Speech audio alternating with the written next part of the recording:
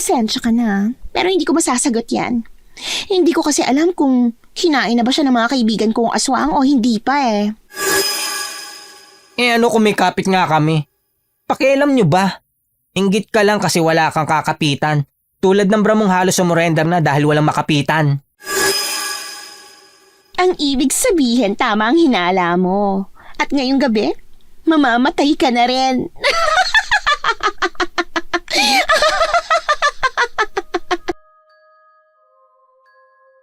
May mga pagkakataon na nakakaramdam tayo ng inggit sa natatamasang tagumpay ng ibang tao. Pero ang tanong, ano ang kaya at handa nating gawin para makuha at matamasa ang ganong klaseng tagumpay? Papayag ka bang lamunin ng inggit na yon? To the point na maging isa kang halimaw? Ganyan po ang tema ng ating kwento ngayon. Pero bago ang lahat, kung bago ka pa lang dito sa channel, please like, subscribe, and hit the notification bell para updated kayo sa bawat kwentong ilalabas. May bago tayong kwento 2 o 3 beses sa isang linggo. At ngayon, para sa tampok nating kwento.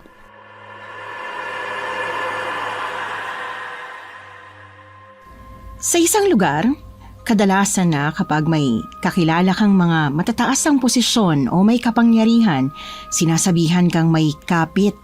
O ang ibig sabihin ay malakas ang kapit sa may kapangyarihang magdesisyon. Pero lahat ba talaga ay ganon? Lahat ba talaga gusto ang magkaroon ng ganong klaseng kredibilidad? Si Bella, kilala sa baryo nila dahil sa angking ganda at talino. At bukod sa pagiging mabait ay palasimba pa. Ang kanyang mga magulang ay parehong nagtatrabaho sa munisipyo. Dahilan para palagi siya ang napipiling Reyna Elena sa tuwing Santa Cruzan. Pero para sa mata ng ilang malaki ang inggit sa katawan. Malakas lang daw ang kapit niya. Wala namang problema yun kay Bella. Tanggap niya ang mga masasakit na salita. Ngunit paano kung may isang inggit na humantong sa hindi maganda? Isang bagay na pagsisisihan talaga. Ito ang kwento ni Bella at kung paanong may aswang na nakipiesta sa baryo nila. Hay, sa wakas nawisikan din ng holy water. Pakiramdam ko nabawasan na ang lahat ng kasalanan ko buong buwan. Naku, Kel! Kung hindi pa ako nawalan ng kasamang magsimba, hindi ka pa talaga magsisimba. Dapat tuwing linggo ka nagsisimba, hindi tuwing maaalala lang. Oo na nga, sorry na po. Pakiramdam ko kasi masusunog ako sa simbahan. Alam mo naman, bading-bading ang ate mo. Alam kong bading ka, pero wala ka pa namang karelasyong lalaki eh. At saka, wala naman sa kasarian ng pagsisimba. Hindi mo sure sa part na hindi pa ako nakikipagrelasyon. Seryoso? Joke lang naman. Patay ako sa tatay ko pag ginawa ko yun, no? Mas takot pa ako kay tatay kaysa kay Lord. Si Lord mapapatawad ako pero si tatay hindi. Ilulublub ako nun sa drum na puno ng tubig. Sirena ako pero hindi naman literal, no? Naway magpakalalaki ka pa. Ew! Eh naku, tara na nga tumuwi. May mga asikasuhin pa tayo para sa parating na Flores de Mayo. Speaking of, hindi ka ba kinakabahan na baka mapalitan ng pwesto mo bilang Reyna Elena? Ha? Bakit naman? Kasi, alam mo naman si Sasha, di ba? Yun yung bagong salta rito sa atin na hakot award sa mga trophy. God, sabi ko kasi sa'yo, sumali ka eh. Patamad-tamad ka pa, ayan tuloy, mauungusan ka na. Hayaan mo na, masyado ka namang competitive. Ay, Bel, iningatan mo ng 3 taon ng pagiging Reyna Elena mo. Pagkatapos hahayaan mo lang makuha ng iba? Ganun lang kadali sa'yo yun? Yun nga ang pinupunto ko, Kel. 3 taon naman ako naging Reyna Elena, kaya pagbigyan naman natin ng iba. Hala, kung para sa'yo okay lang, pues sa akin hindi. Hindi ako makakapayag na ang best friend ko na 3 taon ng Reyna Elena ay papalitan lang ng kung sinong dayo lang dito sa atin. Hindi mo naman siya matatawag na dayo dahil mag-iisang taon na sila rito. Kahit na. Naku, ewan ko sa'yo, Kel. Hayaan mo na si Sasha na gawin ang gusto niyang gawin. Kung ako pa rin naman ang pipiliing maging Reyna Elena, edi ayos. Kung hindi naman, ayos lang din para makapagpahinga naman ako sa pagsusuot ng gown, no? Kung pwede lang sana na ako na lang ang magsuot ng gown kahit araw-araw ko pang isuot yan. Nako, gora lang. As if naman makakapagsuot ka niyan. Yan ang pinaka big dream ko. Na malay mo naman makamit ko rin balang araw. Malay mo nga naman. Wala namang masamang mangarap eh. Bakit parang sarkastiko yung pagkakasabi mo? Hindi naman ikaw lang nag-iisip niyan. Basta samahan mo na lang ako mag-pray na sana tanggapin na ako ni tatay. Good luck na lang. Sinimangutan ako ni Kael nang sabihin ko yun sa kanya. Simula kasi pagkabata ay kasama ko na si Kael hanggang sa lumaki kami rito sa baryo namin. Ang kanyang ama ay isang barangay kagawad sa purok namin habang ang mga magulang ko naman ay nagtatrabaho sa loob ng munisipyo. Kaya hindi malayo na maging mag-best friend kaming dalawa. Ako nga ang unang nakaalam na isa pala siyang bakla. Alam din naman ng iba naming mga kaibigan dahil makikita mo naman sa pilantik ng galaw niya. At alam ko na alam din ng mga magulang ni Kael ang tungkol sa kanya. Pero ang tatay niya na isang kagawad, tutol na tutol sa pagiging bading niya. Kahit daw sinusuportahan niya ang mga gay contest sa barangay namin, hindi pa rin daw siya papayag na ang mismong anak niya ay isang bakla. Naging Constantino pa nga si Kael ng isang beses pero sa sumunod na Santa Cruzan, hindi na siya pumayag na maging partner ko dahil inggit na inggit daw talaga siya sa suot kong gown. At ngayong taon nga, gaganapin na naman ang Flores de Mayo. Pero mukhang hindi na akong kukuning Reyna Elena dahil tumigil ako sa pagsali-sali sa mga beauty contest. Bukod sa gusto kong magpahinga, gusto ko rin naman na mag-giveaway sa iba. Yon ang bagay na hindi maintindihan ni Kael. Para sa kanya, kaipokritahan ang bagay na yon. Bella, anak, nakapagsimba ka ba kaninang umaga? Opo, Nay, nakapagsimba po ako. Sinama ko po si Kael. Isang buwan na raw po kasi siyang di nagsisimba eh.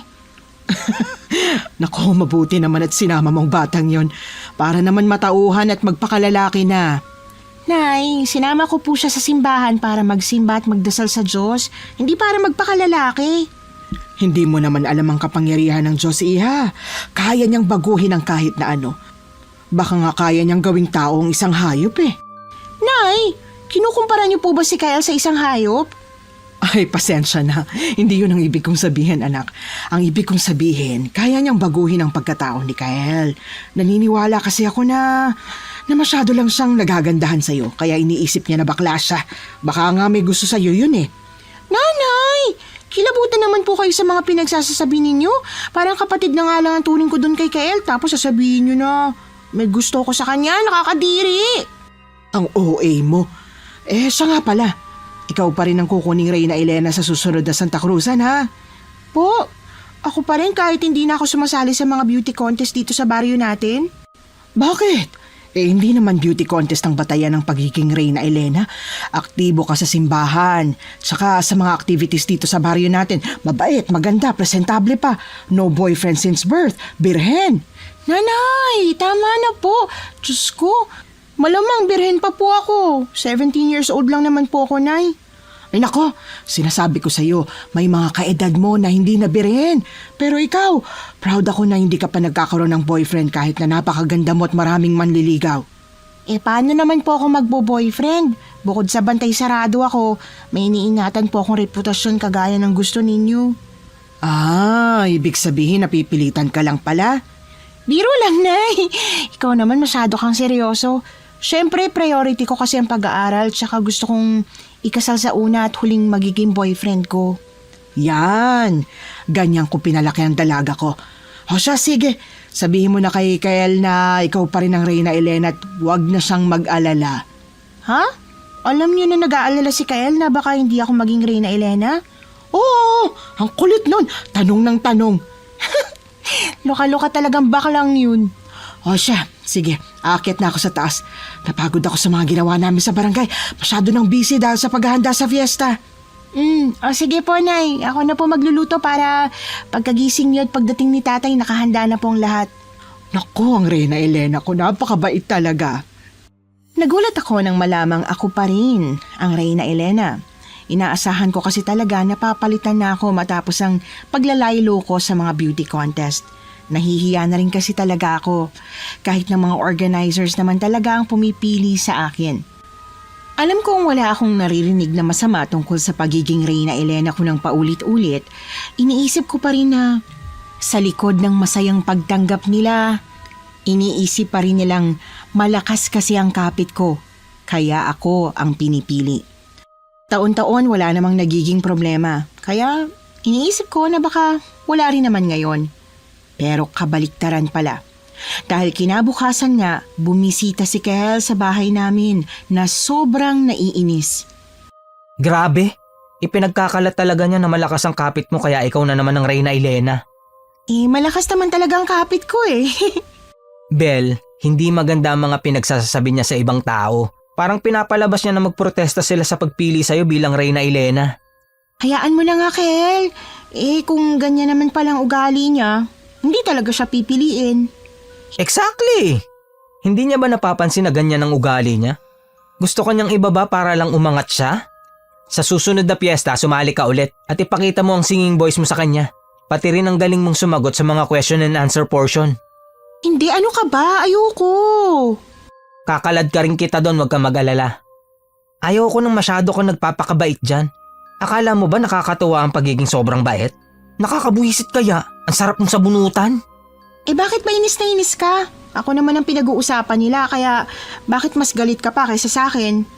Siyempre! Ako lang ang magtatanggol sa'yo. Kung wala ako, paano ka? Thank you sa pagsuporta sa akin tsaka sa maraming concern. Pero Kel, okay lang naman ako. Hayaan mo siyang magsalita ng masasamang salita tungkol sa akin. Matatanggap niya rin yun. Tsaka baka sa susunod na taon, maging Reyna Elena din siya. O pwede ko rin naman pakiusapan si Father na pumili naman ng iba. O sige, okay lang naman na pumili ng iba si Father. Pero sa tingin ko hindi talaga siya mapipili. Kasi hindi naman siya nagsisimba. Ay, teka, napansin ko. Simula nung nakaraang taon, hindi ko pa talaga siya nakitang tumapak sa simbahan. Iba ka naman kasi ibang relihiyon niya. Ibang relihiyon niya pero nakikipag-Santa Cruzan siya? I believe. Ayaw niya talagang magsimba. Ano ba talaga kasing kinakainis mo? Yun bang pinag-uusapan ako dahil ako na naman ang Reyna Elena? O talagang naiinis ka lang dyan kay Sasha? Pareho. Hayaan mo't lilipas din naman yan. Makikiusap na ako kay Father na sa susunod na taon hindi na ako maging Reyna Elena. Masyado ng maraming taon na akong Reyna Elena dito sa barangay natin eh. O sige, pero basta ngayong taon ikaw pa rin ha? Oo nga, ako naman talaga 'di ba? Ay, hindi ko talaga maiwasang mainis dyan sa Sasha na yan.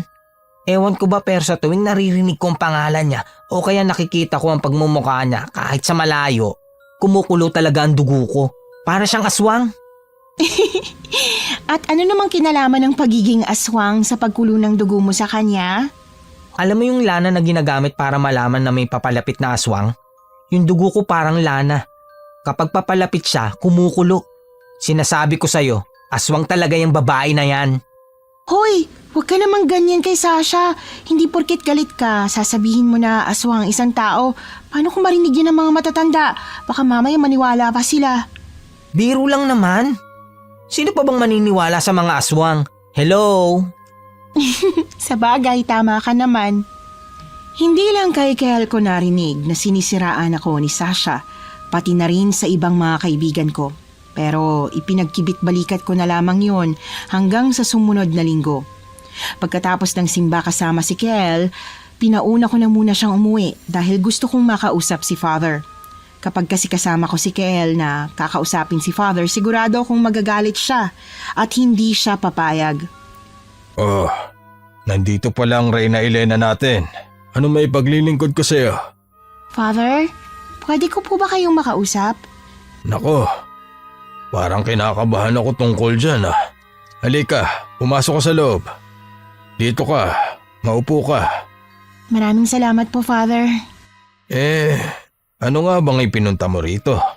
Kakausapin ko lang po kayo tungkol sa pagiging Reyna Elena ko ngayong taon. Pang-4 na taon ko na po kasi. Hindi po ba pwede na mamili naman po kayo ng iba? Bella, anak.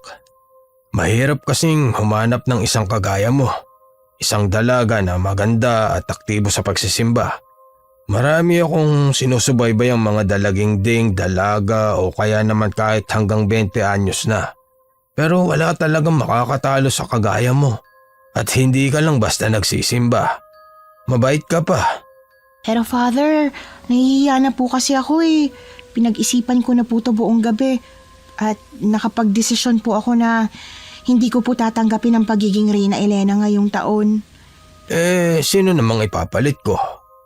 Yung mga mahihilig magsimba, ang babata pa. Yung iba naman, ngayong taon lang nagsipagsimba dahil gusto nilang maging Reyna Elena. Ayoko naman ng mga taong ganun.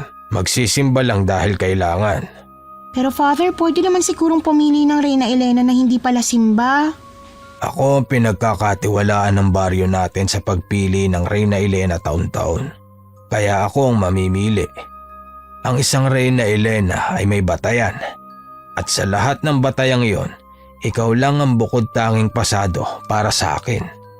Kahit na pinakiusapan ko si Father Peter na pumili ng ibang Reyna Elena, hindi talaga siya nakumbinse.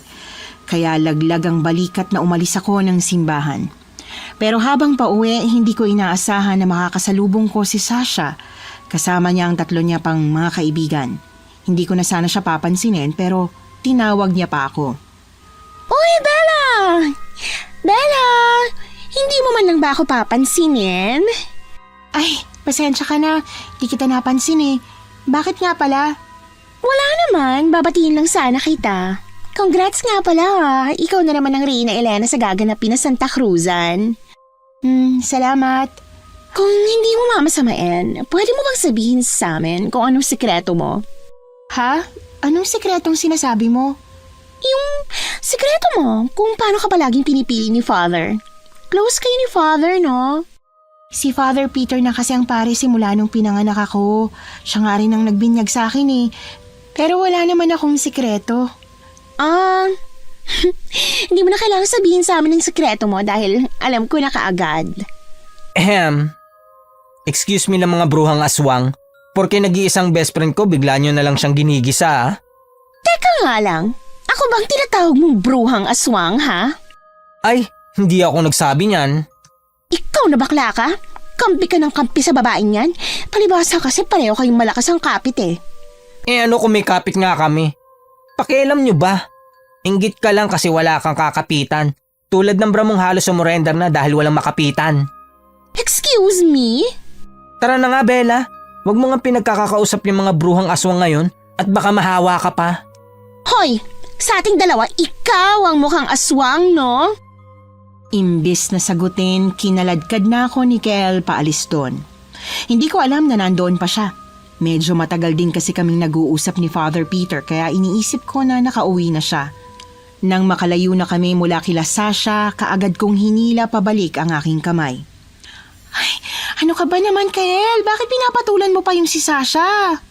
At kung hindi ko papatulan, hahayaan mo na lang na apihin ka ng bruhang yon? Hindi naman ako nagpapaapi. Anong hindi? Muntik ka nang apihin kung hindi lang ako dumating. Ikaw naman sobrang OA mo talaga. Hindi ako OA. Concern lang ako sa iyo bilang friend mo. Teka nga, bakit nang tagal mo makipag-usap kay Father? Ano sinabi mo sa kanya? Ako, hindi mo na kailangang malaman. I have all the rights to know, Bella. Aray ko naman, Bella. Bakit ka naman bigla-biglang nang babatok dyan? Para ka kasing tanga. May pa-English ka pa. Kung ano man ang pinag-usapan namin ni Father Peter, labas ka na doon ha. Hindi ko na kailangang sabihin sa'yo lahat. Aray ko, mas masakit pa yung sinabi mo kaysa sa pagbatok mo sa akin. Ano namang masakit doon? Kasi naman parang wala kang tiwala sa akin eh. Best friend mo ko, di ba? Hindi porke best friend kita, sasabihin ko na sa'yo lahat. Hindi mo naman hawak ang buhay ko eh. Pwede bang bigyan mo rin ako ng privacy minsan? Privacy? Ay, sige na nga. Di ba sinabi ko sa'yo na umuwi ka na? Bakit hinintay mo pa rin ako? Kasi nga curious ako kung bakit nagpaiwan ka. Bahala ka na nga dyan. Tara na, umuwi na tayo. Basta sa susunod wag na wag ka magpapaapi dyan sa Sasha na yan. Yes, ma'am. Sarcastic ka talaga. Pagkatapos noon ay sumakay na kami ng jeep pauwi sa bahay.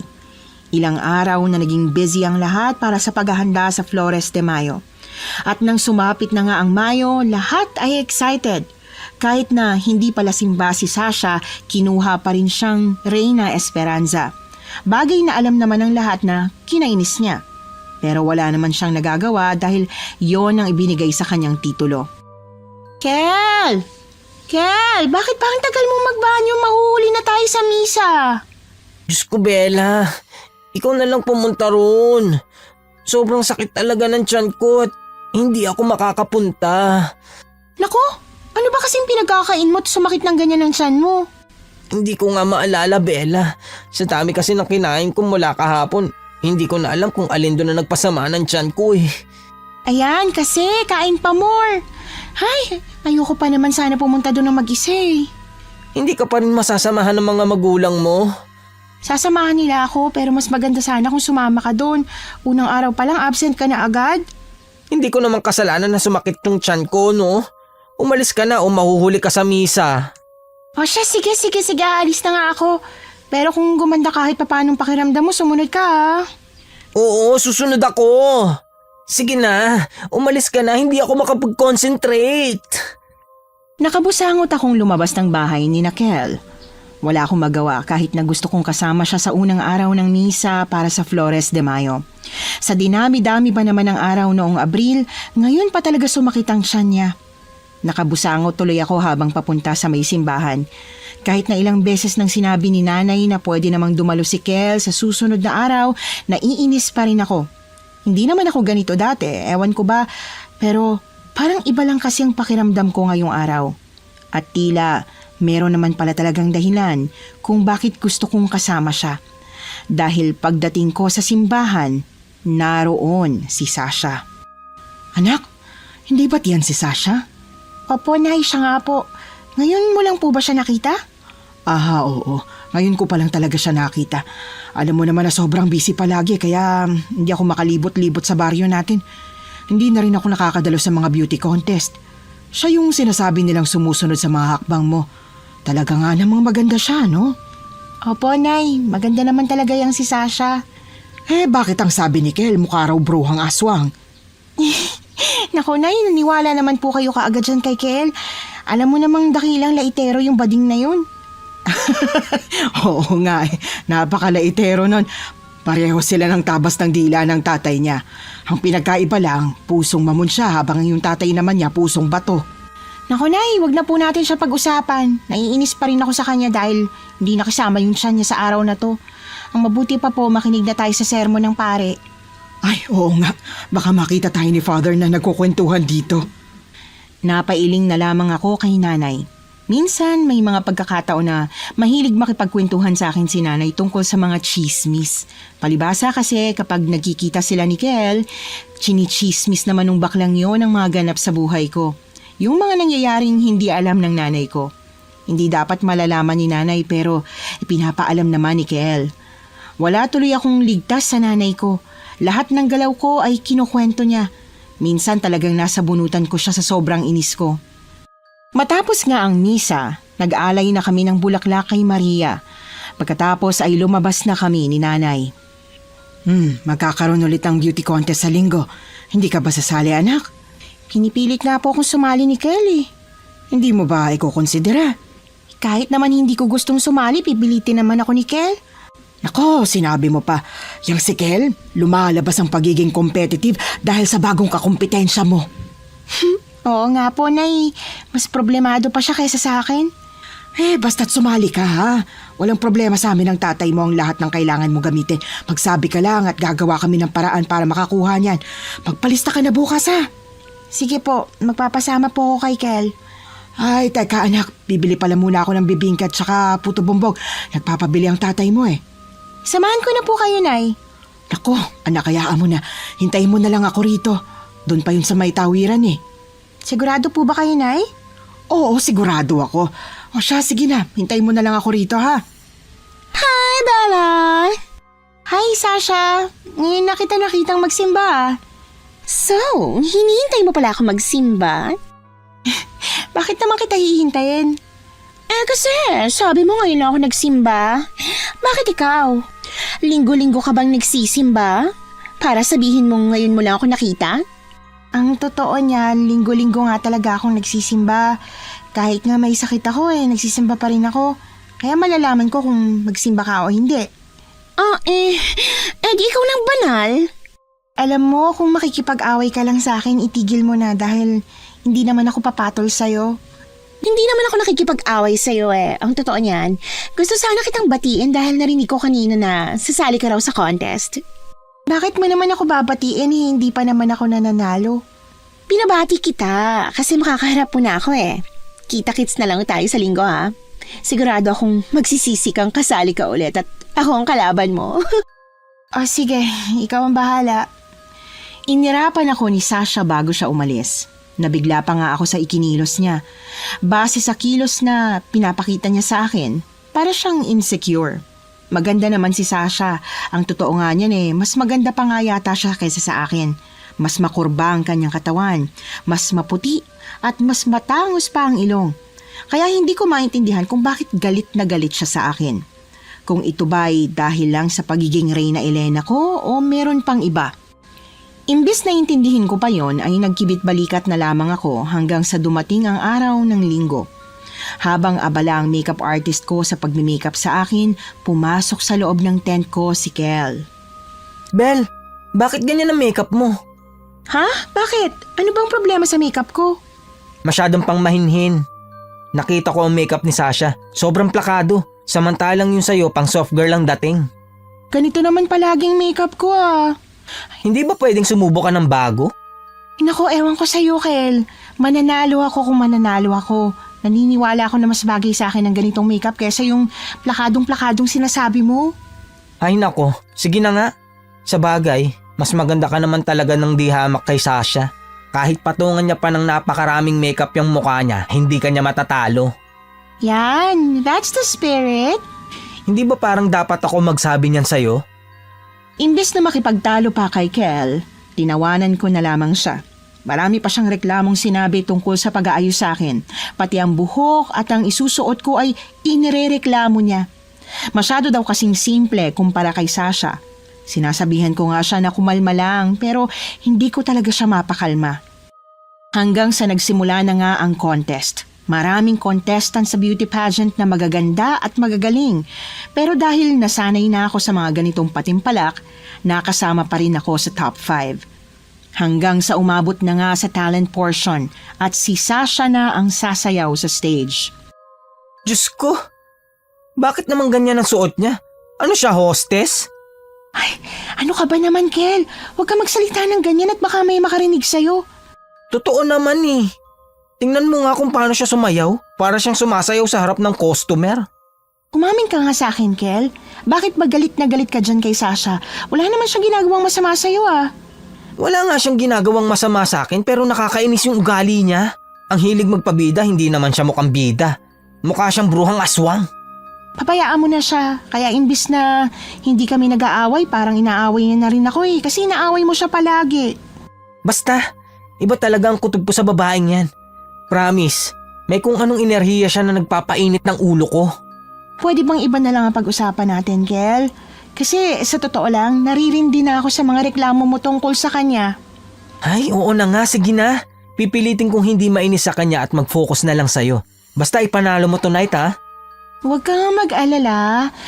Kahit hindi man ako maging grand winner sa beauty contest na to, alam ko naman na ginawa ko yung best ko Okay na ba yun sa'yo? O sige na, pwede na. Matapos ngang sumayaw ni Sasha, ako naman ang umakyat sa stage para kumanta. Marami ang humanga sa boses ko. Sa lahat ng talentong meron ako, ang pagkanta talaga ang pinakapaborito ko.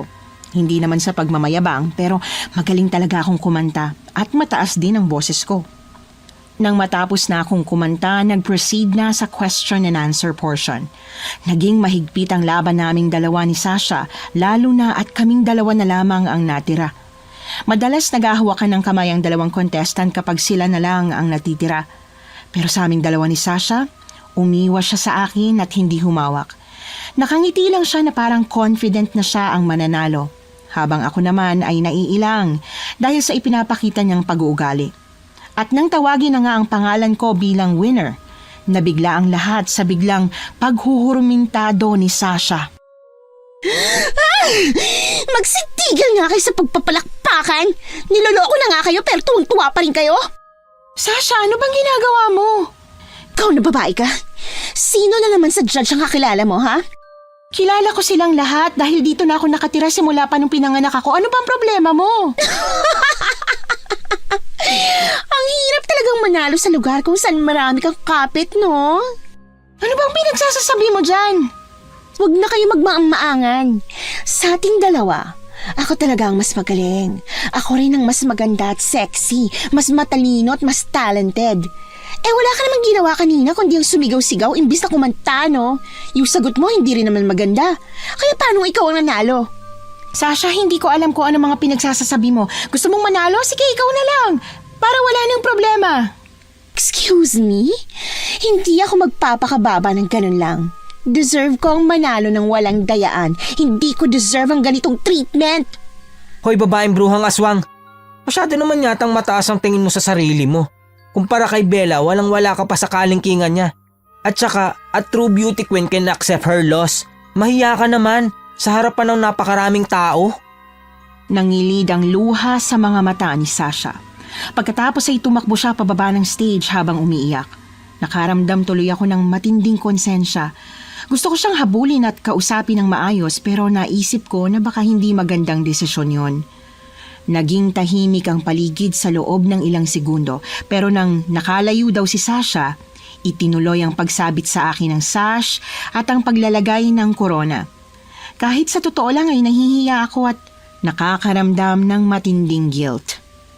Ang galing mo talaga, Bella. Wala ka pa rin kupas. Nanalo nga ako pero may tao namang masama ang loob dahil sa pagkapanalo ko. Naku, pabayaan mo na nga yun. Hindi ba sabi mo wag na nating pansinin si Sasha na wala naman siyang ginawa sa akin? Pero tingnan mo, sa'yo may ginawang masama. Pinagmukha kanyang masama sa harap ng maraming tao pero ang ending bumalik sa kanya ang lahat. Hindi talaga nananalo ang mga masasama. Sabi mo wag nang pansinin pero ikaw naman kung ano-anong sinasabi sa kanya. Nakakainis kasi. Imbis na mag-celebrate tayo ng ganyan ang pinapakita mong itsura, smile ka naman dyan. Ang hirap mag-smile.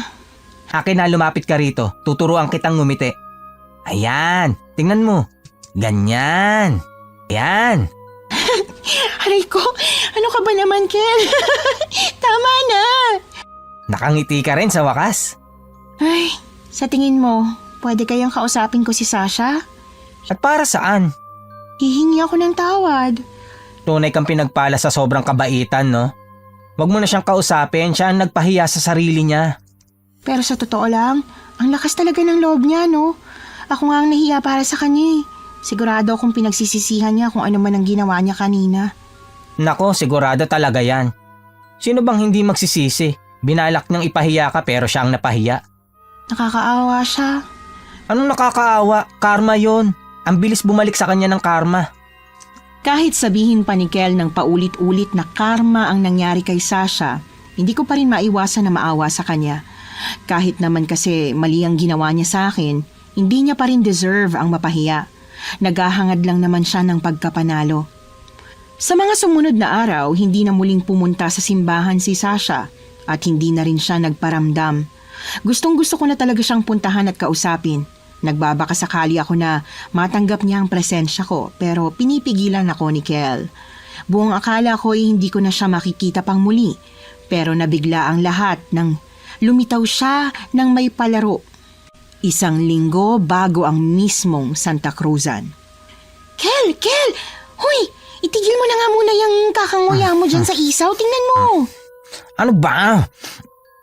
Teka, ano ba kasi yun? Si Sasha ba yun? Tingnan mo. Ha? Saan? Ayun no, nakikipagtawanan pa nga siya sa mga naroon.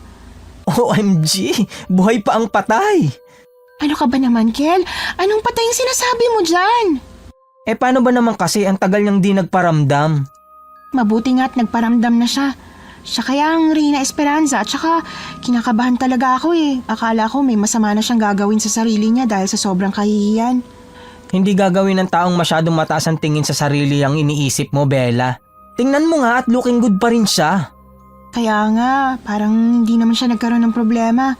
Baka nga tayo lang talaga nag-isip ng husto. Baka okay lang talaga siya. Mukha naman talagang okay lang siya eh. Mapalapit na siya. Umayos ka ha. Huwag kang magsasalita ng kung ano-ano. Yan kung hindi rin siya magsasalita ng masama.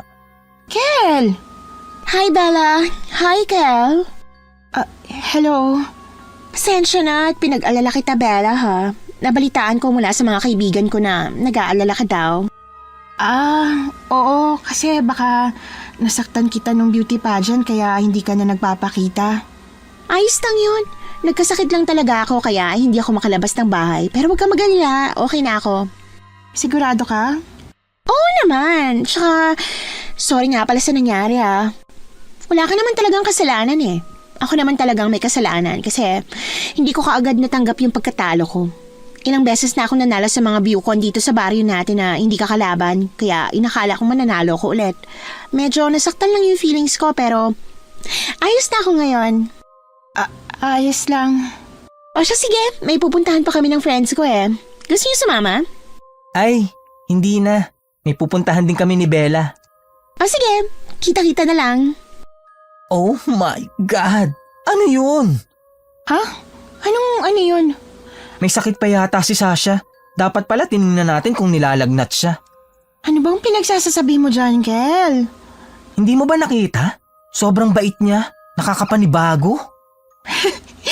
Baka naman nagbago na talaga. Ikaw naman masyado kang OA. Bel, hindi yung pagiging OA, no? Nakakagulat naman talaga. Ikaw ba? Hindi ka nagulat? Medyo, pero hindi ba magandang bagay yun? Parang kinakabahan ako, Bel. Parang hindi siya magandang bagay. Naku, ewan ko sa'yo. Masyado ka na talagang negatibo kung mag-isip. Imbis na sagutin ako, nagkibit-balikat na lamang si Kel. Napailing na lamang ako at nagpatuloy kami sa paglibot sa mga palaro at sa mga kainan. Masaya at maayos naman ang buong gabi kaya hindi inaasahan ng lahat nang may isang nakaririnding tili ni Sasha ang pumailan lang sa paligid habang ang lahat ay nagkakasiyahan. Teka, ano raw yun? Ano nangyari? Tara, puntahan natin, dali. Kel, tingnan mo! Diyos ko! Hala, Bel. Ano yan? Tulong! Tulungan niyo ako! Yung kaibigan ko! Yung kaibigan ko! Sasha, ano nangyari? Bakit? Teka lang. Hindi ko kinakaya, Bel. Kel, saan ka pupunta? Susuka lang ako. Nakakadiri. Sasha, ano ba talaga nangyari? Hindi ko alam. Nagulat nga lang ako nung marinig ko siyang tumitili. Pagkatapos tumigil, kaya pinuntahan ko at nang makita ko siya, ganyan na yung nangyari sa kanya. Pero magkasama kayo, diba? Naghanap ako ng banyo eh. Pagkatapos ko magbanyo, narinig ko siyang sumisigaw. Sino naman kaya may kagagawan yan? Ang kaibigan ni Sasha ay puno ng maraming kalmot sa katawan, habang ang kanyang tiyan ay wakwak at nakalabas ang mga ilang laman loob. Nakakadiring tingnan pero malakas ang sikmura ko kumpara kay Kel na talagang nasuka at hindi napigilan ang nakita. Sa loob ng 5 araw inimbestigahan ang nangyari. Ang lahat ay natakot kaya imbis na magdiwang ay nanahimik na lamang ang mga tao sa kani-kanilang bahay. Kakaunti na lang tuloy ang nagsisimba. Matapos ang misa 2 araw bago ang Santa Cruzan, hindi agad kami umalis na Kel sa simbahan dahil kinausap kami ni Father Peter. Father, tungkol po ba to sa nalalapit na Santa Cruzan? Oo. Ang totoo niyan, napag-uusapan na hindi matutuloy ang Santa Cruzan. Po? Pero halos 2 buwan pinaghandaan yun. Takot ang lahat sa nangyari. Kaya paano pa magsasanta Cruzan sa gabi? Father, ano po ba talaga yung umatake kay Cheska? Ang totoo niyan, hindi pa kumpirmado pero may nagsasabing aswang daw. Aswang po? Oo, aswang ang itinuturo nilang salarin. Hindi na bago sa baryo natin ang may aswang dahil meron na talaga noon. Ang kinakabahala lang nila ay ang pagbabalik ng aswang. Ayan, Kel, kakatawag mo kay Sasha na bruhang aswang. Nagkaroon talaga ng aswang. Ano raw yon, Bella? Anong bruhang aswang? Ay, Father, wala po yun. Biro lang po namin ni Bella. Bella, ano ko ba naman? Father, hindi naman po totoo ang mga aswang. Sa panahon ngayon, naniniwala pa ba ang mga tao ron? Totoo ang mga aswang. Kahit ako na pari ay naniniwala sa kanila. Kaya nga kinakabahan na ang mga nakatatanda rito sa baryo natin. Kahit ang mga magulang ninyo. Wala naman pong nababanggit sa akin si tatay. Hindi lang siguro nababanggit ng tatay mo dahil ayaw niyang makaramdam kayo ng panik. Sayang naman po kung hindi matutuloy ang Santa Cruzan. Mas mabuti kung hindi tayo manghinayang lalo na kung buhay ng tao ang kapalit. Tama si Father Kel. Mas mabuting pahalagahan natin ang buhay ng mga tao sa baryo natin kesa sa Santa Cruzan. Malaking panghihinayang na hindi na matutuloy pa ang Santa Cruzan dahil labis ang paghahanda namin para doon. Kahit si Kel na hindi naman talaga kasama sa Santa Cruzan, talagang nanghihinayang. Pagkagaling sa simbahan, dumiretso kami sa bahay namin. Naabutan namin doon si nanay na mukhang kararating lang din galing sa munisipyo. Mano po, Nay? Mano po, tita? Ay, pagpalain kayo. Kel, nandito ka rin pala. Bakit hindi ka pa dumiretso pa uwi sa inyo? Wala naman po akong kasama ron dahil siguradong nasa munisipyo pa sila nanay at tatay. Ganun ba? Sa bagay. Sige, dito ka na rin maghapunan. Naku, gusto ko po yan. Nay, kumusta naman po pala yung investigasyon tungkol sa pagkamatay ni Cheska?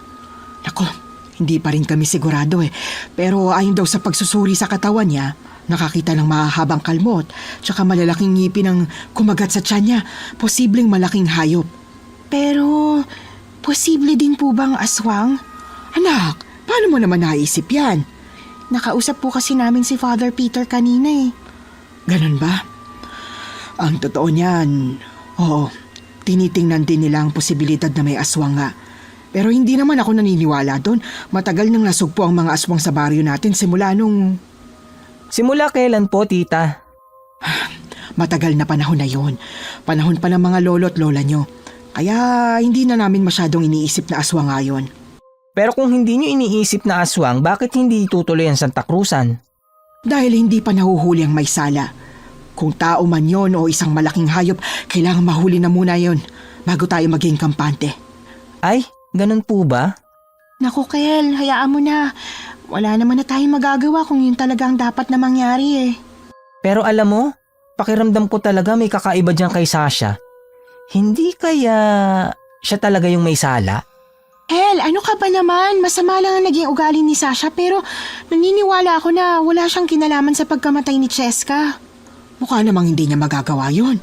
At saka kitang-kita sa itsura niyang takot na takot siya nung makita niya yung bangkay ni Cheska. Imposibleng siyang may gawa. Malay niyo po, magaling talaga siyang umarte. May talent, ika nga. Kel, ikaw hindi porke inis ka kay Sasha, ganyan na kaagad ang iisipin mo sa kanya. O siya, sige, fine. Nagsasabi lang naman ako ng posibilidad. Hindi ko alam pero sa kabilang banda, pakiramdam ko ay tama si Kel na may kinalaman si Sasha sa nangyari kay Cheska.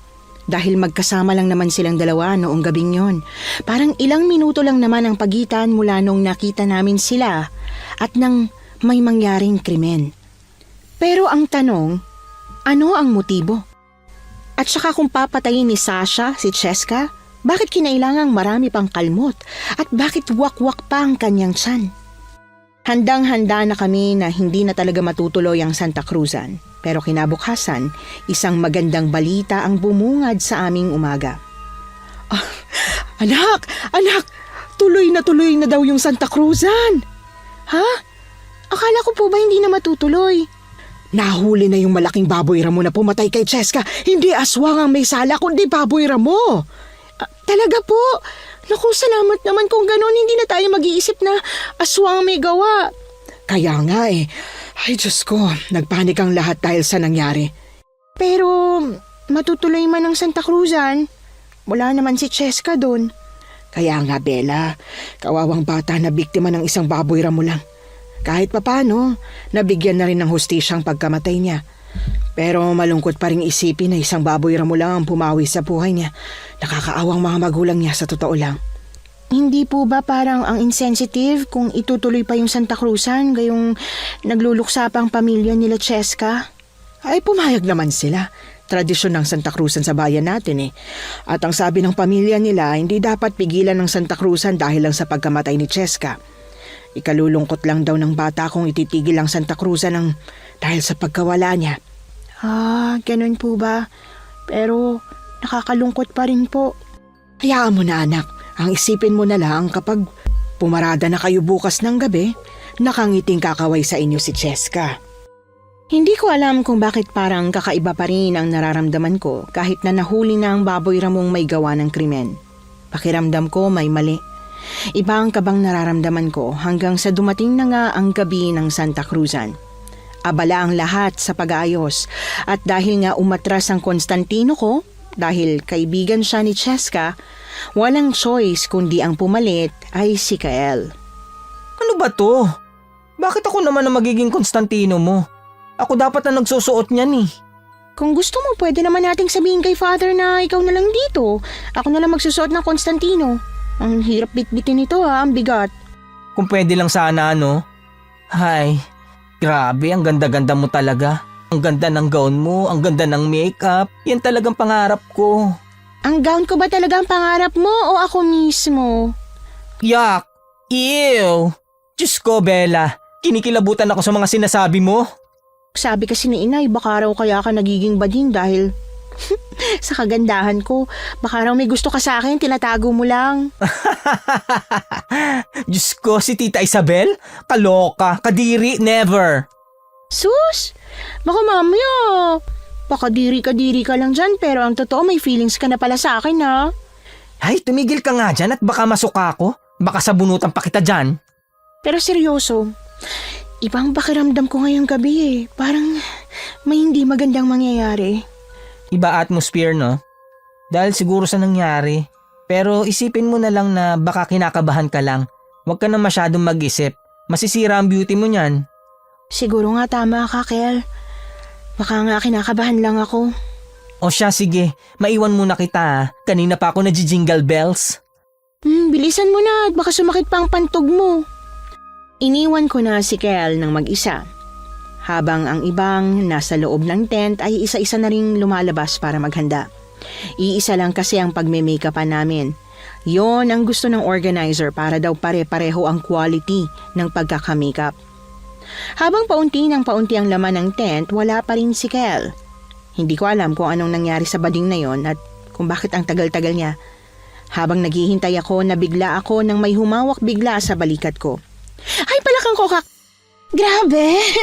Ang gandang palaka ako naman. Sorry. Sorry, nagulat ako sa'yo. Ayos lang, hindi ko sinasadya. Siya nga pala, nasan si Kel? Nagbanyo lang. Ganun ba? Teka, Bella, pwede ba tayo mag-usap? Ha? Tungkol saan naman? Basta, may sasabihin sana ako sa'yo importante. Ikaw lang ang mapapagkatiwalaan kong sabihan ng bagay na to. Ganun ba? Sige. Pwede naman tayo mag-usap. Kaso lang, mas ayos sana kung sa labas tayo ng tent. Huwag dito kasi baka may makarinig. Wala naman ng tao. Sobrang secret lang kasi to Kaya please, pwede ba? Sige na nga. Tara, saan ba? Tara, sa labas. Nag-aalangan man, sumama pa rin ako kay Sasha. Wala akong ideya sa kung anong sikreto ba ang sasabihin niya sa akin. Hindi rin naman kami close, kaya bakit ako ang pagkakatiwalaan niya? Dinala ako ni Sasha malayo sa tent, bagay na ipinagtaka ko. Sasha, parang ang layo na natin. Madudumihan na yung mga gown natin, oh. Saglit na lang. Doon pa tayo para sure na walang makakarinig sa atin. Dito na tayo. Wala na makakarinig sa atin. Doon pa nga. Ba't pa ang kulit mo? Ano sabi mo? Ay sige na nga. Dito na nga lang. Ano ba kasi yung sasabihin mo sa akin at hindi dapat marinig ng iba? Tungkol to sa pagkamatay ni Cheska. Ano? Bakit? May alam ka ba? Meron. At sigurado ako na hindi baboy Ramo ang may gawa nun sa kanya. Kung ganon, sino? Kilala ko kung sino. Gusto mo bang malaman? Teka nga. Hindi ko maintindihan. Dapat hindi sa akin sinasabi to At dapat, hindi na ito sinisikreto lalo na't hindi pa nahuhuli yung totoong salarin. Dapat sabihin natin sa otoridad. Ayoko sabihin sa kanila. Ano? Pero bakit? Dahil mahuhuli nila ang may sala. Yun nga yung purpose Dapat hulihin yung may sala. Teka nga. Ikaw bang gumawa? Saglit na natahimik si Sasha habang misteryosong nakatingin sa akin. Doon na ako nakaramdam ng matinding kaba. Alam kong sa puntong yon ay nilagay na ako sa alanganin. Kaya agad akong umatras. Pero pagkaatras ko, nabigla ako ng may humawak na malamig na kamay sa magkabilang braso ko. At nang lingunin ko kung sino ito, namilog ang mga mata ko nang makita ang nakakatakot na mukha ng isang aswang. Sasha, ano ibig sabihin nito? Ang ibig sabihin, tama ang hinala mo. Ako ngang may gawa sa pagkamatay ni Cheska. At ngayong gabi, mamamatay ka na rin.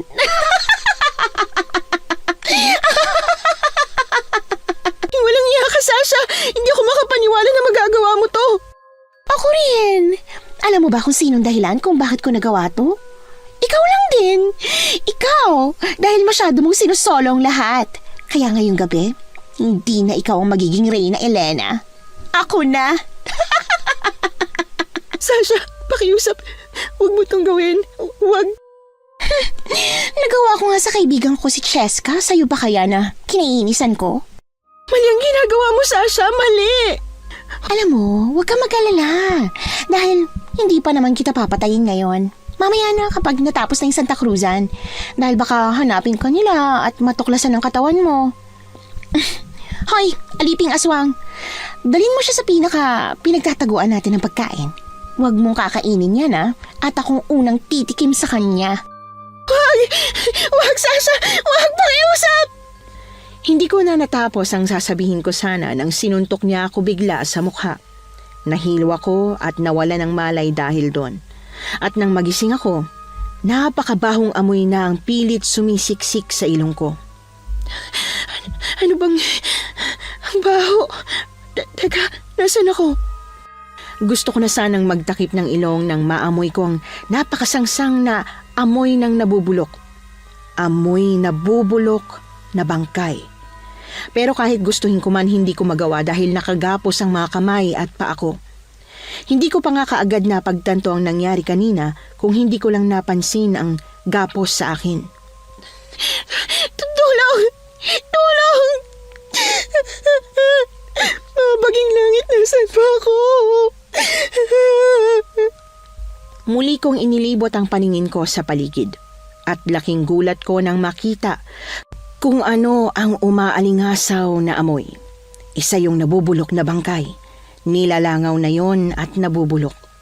Hindi ako madaling mandiri pero sa pagkakataong yon, hindi ko na napigilan. Nakakadiri talaga ang itsura. Nanginig ang mga kalamnan ko, nanginig ang buong katawan ko hanggang sa hindi ko na napigilan pa ang masuka. Suka ako ng suka, nandidiri sa bangkay na ngayon ko lang nakita. Sino kaya ang bangkay na ito? Ni hindi ko nga siya kilala. What happened, Bella? Sasha! Sasha, pakawalan mo ako rito! Why are you crying, Bella? Sino bang hindi maiiyak sa sitwasyon ko, Sasha? Pakiusap! Kung tao ka, hindi mo magagawa ang bagay na to. Huwag mo hayaang kontrolin ka ng mga aswang. Tao ka! Tao ka at may konsensya. At paano kung sabihin ko sa'yo na hindi ako tao? Anong ibig mo sabihin? May tao bang kayang gumawa ng ganong klaseng karumal-dumal na pagkakawakwak ng tiyan? Wala! Mga kamay ko lang ang gamit ko nung pinatay ko si Cheska. At mga kamay ko lang din ang gagamitin ko sa pagpatay ko sa'yo. Ano nangyari, Sasha? Paano ka naging ganito? Mamamatay ka na lang din. Mabuti pang sabihin ko na sa'yo ang katotohanan para habang buhay kang usigi ng konsensya mo. Sasha! Hindi naman talaga ako aswang eh. Naging aswang lang ako nang dahil sa sobrang galit ko sa'yo. Sasha, ano ibig sabihin nito? Hindi mo naiintindihan? Akala ko ba matalino ka? Ang hindi ko maintindihan ay kung paano. Hindi naman akong dahilan kung bakit ka naging aswang ah. Naging aswang ako para maging habang buhay akong maganda. Hanggat kumakain ako ng tao, magiging mas maganda at mas kahali-hali na ako kesa sa'yo. Tulad kanina, alam mo ba? Lahat sila mangha-mangha dahil ako naging Reyna Elena. Higit na mas maganda ako bilang Reyna Elena kesa naman sa laos na gaya mo. Anong sinabi mo sa kanila? Bakit hindi nila ako hinanap? Ang sabi ko, nakipagtanan ka sa boyfriend mong si Kel. Iyak nga nang iyak ang nanay mo eh. Si Kel? Anong ginawa mo kay Kel? Ano sa tingin mong ginawa ko sa kanya? Napakawalang hiya mo. Anong ginawa mo sa kanya? Sabihin mo sa akin. At kung sabihin ko nga, may magagawa ka ba? Sabihin mo sa akin. Buhay pa ba siya? Pasensya ka na, pero hindi ko masasagot yan. Hindi ko kasi alam kung kinain na ba siya ng mga kaibigan kong aswang o hindi pa eh. Hayop ka! Napakasama mo! Sobrang sama mo, Sasha! Paano mo nagawa ang ganitong klaseng bagay? Mas masahol ka pa sa mga aswang bago ka maging kauring nila. Mas hayop ka! Hayop sa sugapa! Ay naku, ang mabuti pa, kainin na kita. Para naman makuha kong ganda mo. Medyo nagda-dry na kasing skin ko. Wag! Wag ka lalapit sa akin! Wag! Ngumiti si Sasha at bumungad sa akin ang mahahabang pangil niya. Maya-maya pa nag-iba na ang kanyang itsura. Naging tila malaking lobo siya. Pero mas nakakatakot dahil pulang-pula ang kanyang mga mata at malademonyo ang kanyang itsura. Para bang asong nauulol. Lumapit siya kaagad sa akin at walang habas na kinagat ang kamay ko. Sobrang diin. Halos maputol na yon kung hindi lang biglang may dumating. Nagsisigawan silang lahat kaya binitiwan ni Sasha ang kamay ko. Ang kamay ko! Ang kamay ko! Dito mga kasama! Dito! Siguradong nandito ang anak ko! Anak ng tupa! Anong nangyayari? Nandito sila! Paano nila ako natuntun dito? Nay! Nay! Nandito po ako, nanay! Iniinda ko ang kamay kong dumudugo. Sobrang laki ng sugat at nagkakaroon na ng kulay itim sa paligid. Iyak lang ako ng iyak hanggang sa dumating nga sila inay. Habang si Sasha ay natataranta na. Hindi niya alam kung saan siya dadaan dahil walang lusutan ang kuweba. Walang hiya kang aswang ka! Anong akala mo? Mapapaniwala mo kami na nagtana ng anak ko at si Kel? Sinungaling ka! Wag! Wag niyo ako papatayin! Biktima lang ako! Hindi ka biktima. Ginusto mong maging ganyan at ngayon, gusto mo pang biktimahin ang anak ko pati ng matalik na kaibigan niya? Nay, si Kel po! Nasaan po si Kel? Nandito ako, Bel! Nandito ako, buhay na buhay! Paano nangyaring buhay ka pa? Anong tingin mo sa akin? Mahaba ang buhay ko, bruhang aswang. Hindi ako tinatablan ng mga aswang friends mo. Nanlaki ang mga mata ko nang dumampot ng bato si Kel at saka binato si Sasha. Pero dahil mabilis kumilo si Sasha, nagawa nitong makailag. Pero hindi sa paghampas ni nanay ng matinik na buntot pagi. Napahiyaw sa matinding sakit si Sasha, pero matapang talaga siya at sumunod pa rin kay nanay. Akmang sasakmali na sana niya si nanay, pero kaagad na humarang si Kel at pinasakan ng asin ang bibig nito. Naka-plastic pa. Wisit ka! Ikaw ang buwisit, ang baho ng bunganga mong bruhang aswang ka. Ikaw, bruha! Kahit aswang pa ako, hindi mo matatalong ganda ko! Sumugod si Sasha kay Kel. Kakagatin niya sana ito pero hindi niya magawa. Malabakal ang balat ni Kel na ikinatawa niya. May proteksyon ako, bruhang aswang. Kaya hindi mo ako basta-basta mapapatay. Hetong sayo! Pinagsusuntok ni Kel ang kaawa-awang aswang na si Sasha. Wala siyang laban kay Kel. Noon ko lang nakita kung gaano kalakas ang suntok ni Kel dahil kahit kailan, hindi naman siya nakipagsuntukan. Maya-maya pa nang mapagod siya ay si Nanay Isabel naman ang humampas ng humampas kay Sasha gamit ang buntot pagi hanggang sa tuluyan itong nanghina. Napasalampak na lamang ito sa lupa. Gusto ko lang naman sanang manguna. Gusto ko lang naman na ako naman. Ako naman sana. Oo, ikaw naman ang papatayin ko ngayon. Tapos na ang mga kaibigan mong aswang eh. Masyado kang ambisyosa. Ang sobrang pagiging ambisyosa, walang magandang patutunguhan. At ikaw ang perfect example nun. Huwag! Magbabago na ako. Hanap ako ng paraan para maging tao ulit. Pakiusap. Huwag niyo ko patayin. Sa oras na kumain ka ng tao, hindi ka na pwedeng bumalik pa sa pagiging tao.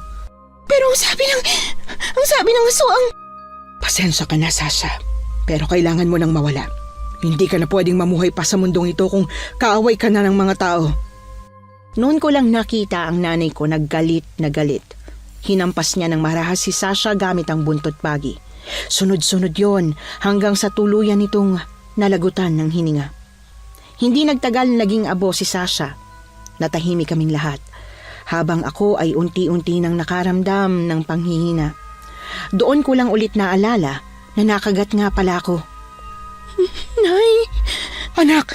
Anak, ayos ka lang ba? Nay, kinagat niya po ako. Ha? Teka, saan? Diyos ko, Tita Isabel, yung kamay ni Bella, nangingitim na at tumakit na yun sa braso niya. Naku po. Halika na, tulungan mo ako. Kailangan nating dalhin si Bella kay Father Peter. Teka po, bakit kay Father Peter? Dahil marunong siyang manggamot ng ganitong kaso, kinagat ng aswang si Bella at pwede niya itong ikapahamak. Hindi ko po alam na marunong manggamot si Father Peter. Ako, wag na muna natin pag-usapan. Tulungan mo muna ako. Bella anak, kumapit ka lang ha. Huwag ka matutulog. Kahit na hilong-hilo na talaga ako, pinilit kong imulat ang mga mata ko. Hindi ko na halos maintindihan ang nangyayari sa paligid. Basta't pinasan ako ni Kel sa likuran niya at itinakbo niya ako palabas sa masukal na kagubatan. Si nanay naman ay panayang tapik sa pisngi ko hanggang sa ang sumunod na namalayan ko ay nang maihiga na nila ako sa loob ng simbahan. Nakaharap sa akin si Father Peter habang hawak ang maliit na kutsilyo. Tiisin mo lang ang sakit, Bella. Aalisin natin ang kamandag ng aswang. May kamandag po pala ang aswang? Mamaya na ako magpapaliwanag tungkol sa mga tanong mo, Kael. Iabot mo sa akin yung langis na yon. Saan po? Ang dami pong langis dito. Ay, ang kulay dilaw. Dalian mo! Ito na po, Father. Kahit nahihilo, naramdaman ko pa rin kung paanong tinusok ni Father ang kamay ko gamit ang kutsilyo. Napahiyaw talaga ako ng malakas at napatingin sa kamay ko. Pinadugo yun ni Father Peter, pero imbis na pulang dugo, ang lumabas ay kulay itim. Nang tumagas na ang maraming kulay itim na likido, kumuha ng langis si Father Peter at saka ipinahid sa kamay ko. Unti-unti yung namanhid hanggang sa tapalan niya ng luyang dilaw ang sugat. Doon na nagbabago ang pakiramdam ko. Nabawasan ang pagkahilo at nagkaroon ako ng kaunting lakas. Bella, kamusta ang pakiramdam mo? Nararamdaman mo ba ang kamay mo? Namamanhid po. Halos hindi ko po maramdaman ang kamay ko. Natural lang yan, Bella. Pero maya-maya rin ay ibabalik din ang pakiramdam ng kamay mo. Kaya lang mararamdaman mo na ang sakit. Magiging ayos na po ba siya, Father Peter? Hindi na po ba makakaapekto sa kanya yung kamandag ng aswang? Hindi na. Dahil siguradong nahigop na nitong luyang dilaw ang lahat ng kamandag na nilagay ng aswang na yon. Ay, salamat naman sa Diyos kung ganun. Sa simula pa lang, alam kong may kakaiba na sa batang yun. Pero Father, ang sabi po niya sa amin kanina, hindi naman talaga siyang aswang eh. Naging aswang lang daw siya dahil hinawaan siya. Pwede po bang mangyari yun? Pwedeng mangyari, Bella. Nangyari na yun sa baryo natin noon. Kaya nga ngayon, kailangan nating gawin ay hanapin kung sino nang hawa sa kanya. Dahil kung hindi siya mambibiktima, pwedeng manghawa siya ng iba tulad ng ginawa niya kay Sasha. Eh paano naman po natin mahahanap kung sino may gawa nun? Si Kael, pwede tayong tulungan ng batang ito. Ano po? Paano nangyaring pwede kang makatulong, Kael? Meron ka bang hindi sinasabi sa akin? Ang totoo niyan, Belle, may alam talaga ako sa mga aswang. Nakita mo naman kanina, di ba? Hindi ako nasasaktan ni Sasha. Hindi ko maintindihan. Pwede bang ipaliwanag niyo sa akin ang nangyayari? Kasi paano may alam ka? Buong buhay na yata tayo magkasama pero kahit kailan hindi ko naman nalaman na may alam ka sa mga aswang. Dahil hindi mo naman ako pinaniniwalaan. Bakit hindi mo sinubukan? Matalik na magkaibigan tayo, di ba? Sa tingin ko kasi noon, hindi naman kailangan. Lalo na't wala namang aswang na dumadalaw dito sa baryo natin. Ngayon lang nangyari to. Bagay na hindi na nga masyadong iniisip eh. Ang ibig mong sabihin, nagpapanggap ka lang na walang alam nung nag-uusap tayo nila Father Peter tungkol sa mga aswang? Oo, ganun na nga. Ipaliwanag mo ang sarili mo. Dahil magagalit na talaga ako kung hindi mo sasabihin sa akin ng lahat. Fine, oo na. Sasabihin ko naman talaga sa'yo eh. Hay, kasi ang lolo ko kasi dating albularyo kaya may alam ako sa mga aswang. Ang sabi niya sa akin, Palagi raw akong nauusog kaya nga siguro ako naging bakla eh. Baka nausog ako ng baklang aswang. Seryoso ko, Kel. Ito na nga, magseseryoso na nga. So ayun, dahil nga lumaki ako na isang albularyo ang lolo ko, alam ko ang mga pinaggagawa niya. Marami din akong pangontra galing sa kanya. Wala akong maalalang albularyo pala ang lolo mo. Kasi nabuhay lang naman siya hanggang 7 taong gulang lang tayo. Hindi mo na masyadong naaalala mga nangyari nun. Hindi naman kayo nagkakasama ng lolo ko. At saka hindi naman na nababanggit. Sa bagay, tama ka.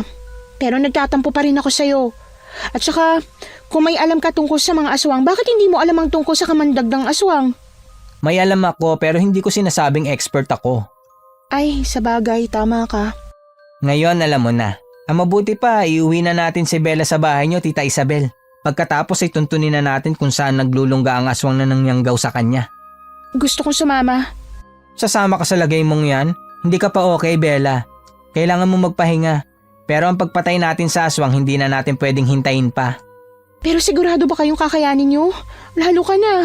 May alam ka lang sa mga aswang pero hindi ka naman talaga lumalaban sa mga aswang. Kasama ko naman si tatay at saka si father. Wala ka nang kailangang gawin kundi maghintay na matapos ang lahat. Tama si Kel, anak. Iuwi ka na muna namin sa bahay. Kami nang bahala sa aswang na yon. Tutugisin namin siya sa abot na makakaya namin. Nag-iingat po kayo ha. Umuwi kayo ng maayos. Huwag kang mag-alala, anak. Uuwi kami ng buong buo. Matapos nga naming pag-usapan ang gagawin nila, hinatid na nila ako sa bahay. Pero bago yon, marami silang ibinilin sa akin. Naglagay din ng baliktad na walis sa may pinto, habang ang mga bintana ay sinabitan ng bawang at hinagisan ng asin. Sobrang proteksyon ang inilagay nila sa loob ng bahay. Ang sabi kasi ni Father Peter, pwede raw na balikan ako ng isa sa mga kasamahan nilang aswang dahil nasa akin pang amoy ni Sasha. Takot na takot akong naghintay mag-isa sa loob ng bahay. Ilang beses akong sumulyap sa bintana para lang tingnan kung nakabalik na ba sila, pero sobrang tagal. Inabot ng ilang oras hanggang sa nakatulog na lang ako sa may upuan. Kung hindi ko lang narinig na tila ba may kumakaluskos sa pader. Kel? Nanay? Kayo na po ba yan? Sumagot naman po kayo kung kayo yan. Kel? Bubuksan ko na sana ang pinto dahil sa iniisip ko na baka sila nanay na yon. Pero kinutuban ako ng hindi maganda. Kinabahan ako. Pakiramdam ko mali ang inaakala ko. At nang mapagtanto ko na hindi ko nga dapat talagang buksan ang pinto, saka yun biglang nagiba. Nagulat ako't napatalon pa atras nang makita ang malaki at nakakatakot na nilalang sa harap ko. Isang napakalaking aso na may mahahabang pangil. Tumutulo ang laway nito habang ang mga mata ay pulang-pula at nanlilisik. Tulong! Father Peter! Ayun po yung aswang! Tama nga ang hinala ko. Talagang pupuntahan niya si Bella. Tulong! Tulungan niyo ako pakiusap! Nandiyan na kami, Bella! Takbo! Nanginginig na tumakbo ko palayo sa aswang. Takot na takot ako pero nagawa kong tumakas mula sa kanya. Ganun yata talaga kapag sobrang takot ka. Hindi mo mamamalaya na magagawa mong isang bagay na hindi mo aakalaing kaya mo pala. Habang tumatakbo halos makalapit pa rin sa akin ang aso. Kaya dinampot ko ang bangko at inihampas yun sa aswang. Pero masyado siyang malakas. Ni hindi siya nasaktan sa ginawa ko. At nang sumunggab siya sa akin, napahiga ako. Sobrang lakas na ng kabog ng dibdib ko. Alam ko na anumang oras ay masasaktan niya na ako pero bago pa mangyari yon, napaalulong ng malakas ang aswang dahil hinampas siya ng buntot pagi. Kaagad akong umatras nang muli siyang hinampas. Si Kel yun. Bella! Kumuha ka ng bawang sa kusina nyo! Kunin mo ang lahat ng bawang na makikita mo! Sige, kukunin ko na. Eto na. Dalian mo! Huwag mo nagpatakasin ang aswang, Kael. Kailangan siyang mamatay kahit anong mangyari. Habang kinakalaban ni Father Peter at saka ni Kel ang aswang, ako naman ay natatarantang tumakbo sa may kusina para kunin ang bawang na sinasabi ni Kel. Pero pagdating ko sa kusina, imbis na makakuha ng marami, isang pirasong bawang lang ang nakuha ko, bawas pa. Sinubukan ko pang maghanap doon kung meron pa akong makikita pero wala na. Sa labis na pagkataranta, kinuha ko na lamang ang isang pirasong bawang at saka tumakbo papunta kina Kel. Kel! Wala na akong makitang bawang! Ay, hala! Nakalimutan kong ginamit pala at inilagay sa paligid ng bahay. Pero Father Peter, paano nakapasok ang aswang na ito kung napakaraming pangontra? Malamang ay may ginamit siyang anting-anting na mga aswang. Walang hiya kang aswang ka! Hetong sayo! Hinampas muli ni Kel ang aswang, habang si Father naman ang siyang nagwiwisik ng holy water.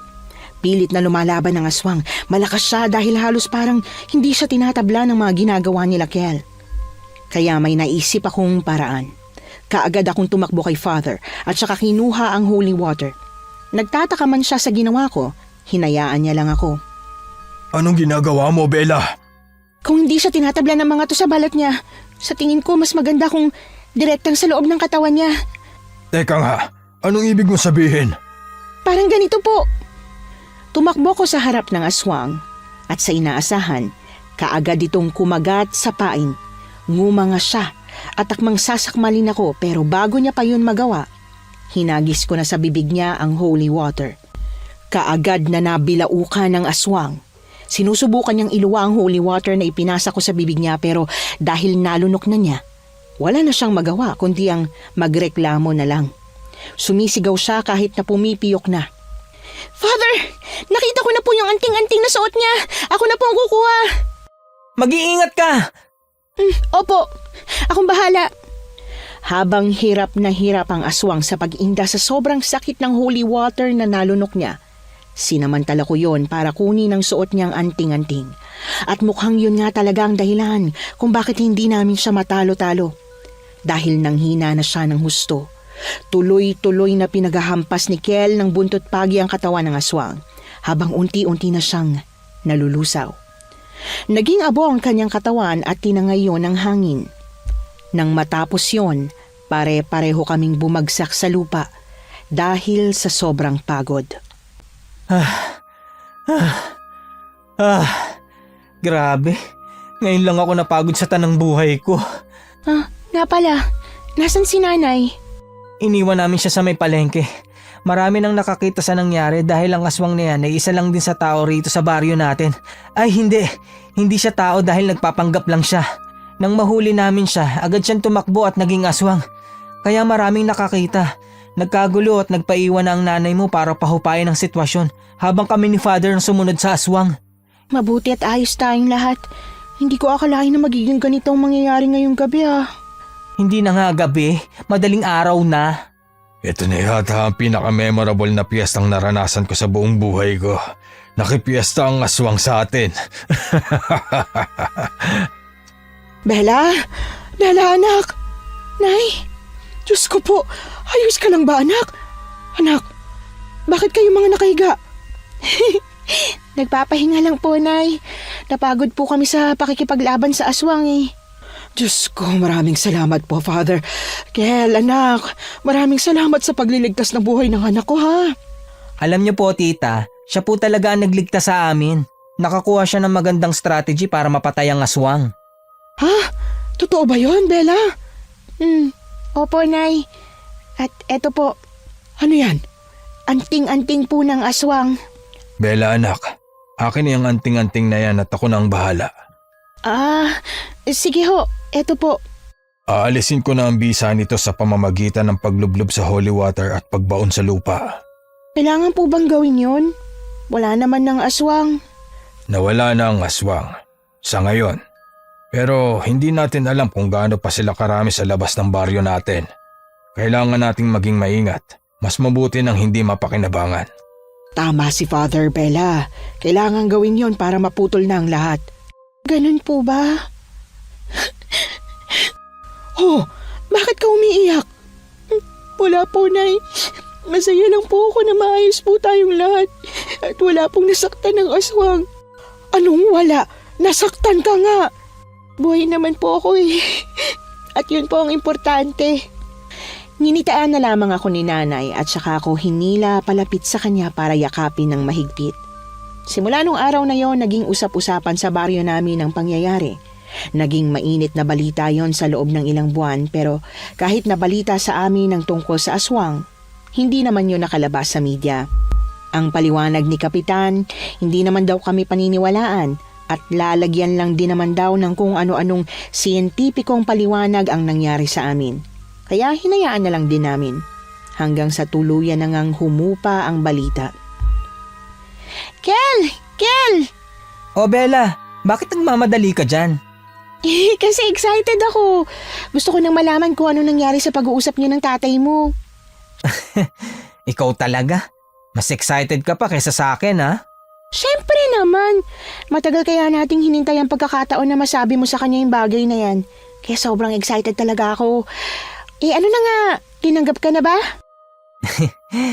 Hulaan mo. Tinanggap ka ni. Ang ganda na ng ngiti mo. Ay, sige na nga. Oo, tinanggap niya na ako. Yes! Yes! Sa wakas, natapos na rin ang pagpapanggap mong lalaki ka. Hindi naman ako nagpapanggap, Bel. Alam naman daw talaga ni tatay na bakla ako. Ramdam niya yun dahil sa kilos ko. Pero ayaw niya lang tanggapin nung una dahil gusto niya talaga ng anak na lalaki. Nag-iisang anak na lalaki ako. Gusto rin daw niya ng apong lalaki na magpapatuloy ng apelido namin. Ngayong bading ako, hindi na magpapatuloy pa. Bakit naman hindi? Pwede ka namang mag-anak. Girl, paano yun? Ayoko nga sa babae. Surrogate. Pwede siguro. Ewan ko sa'yo. Hindi talaga. Pag ini-imagine ko na didikit ako sa babae, nandidiri ako. Hoy! Kahit sa akin? Hindi ako nandidiri sa'yo, no? Yun naman pala Pwede yan. Teka nga, ano bang sinasabi mo dyan? Gusto mo magpaanak sa akin? Kadiri ka. Kilabutan ka. Why not? Kadiri ka, Bella. Hindi ko akalain na may lihim kang pagnanasa sa akin, ha? Biro lang.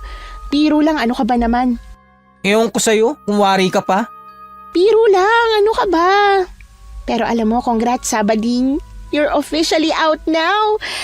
Alam ko talaga na darating ang araw na matatanggap ka rin ni Tito Hindi ko yan alam.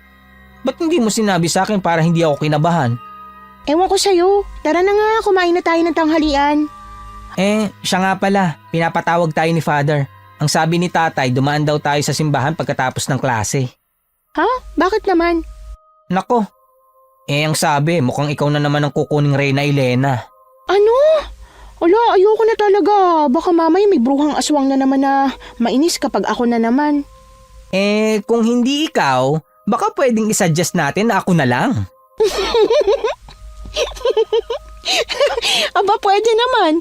Kulitin natin si Father. Sige, gusto ko yan.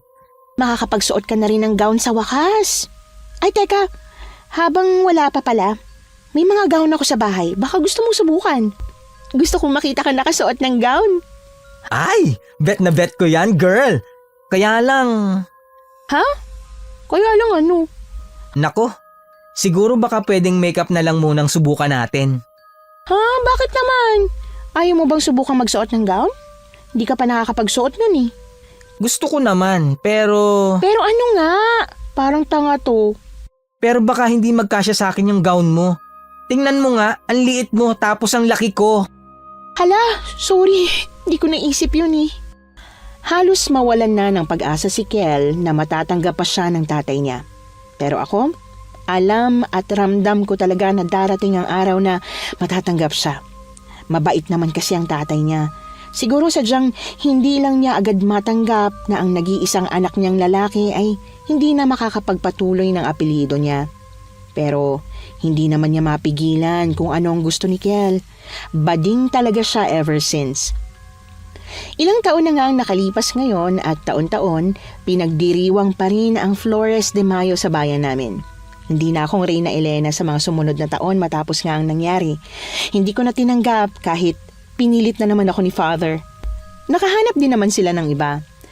Pero kahit hindi na akong Reyna Elena sa tuwing may Santa Cruzan, hindi pa rin mawawala sa alaala ng lahat ang nangyari noon na isang aswang ang isa sa mga naging reyna at nakipiesta pa sa amin. May naging tradisyon tuloy tuwing Flores de Mayo na magdagdag ng bawang sa bawat bulaklak habang nasa Santa Cruzan. Bagay na sinunod din naman nila.